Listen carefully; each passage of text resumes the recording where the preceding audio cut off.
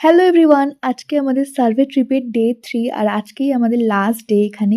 তো আমরা সকাল, সকাল ব্রেকফাস্ট করে বেরিয়ে পড়েছিলাম বিকনা যাওয়ার উদ্দেশ্যে। বিকনায় পৌঁছে আমরা সমস্ত টোকরার কাজ দেখছিলাম কিভাবে সমস্ত কিছু বানানো হয়। আর ওরা বানিয়ে, বানিয়ে ওখানে না সেলও করে। তো সেগুলোও দেখছিলাম ভীষণ সুন্দর, সুন্দর বাট বেশ কস্টলি।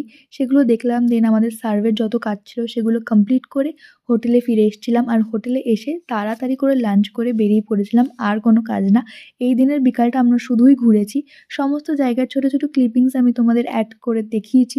কারণ সমস্ত জায়গার নাম আমার একদমই মনে নেই।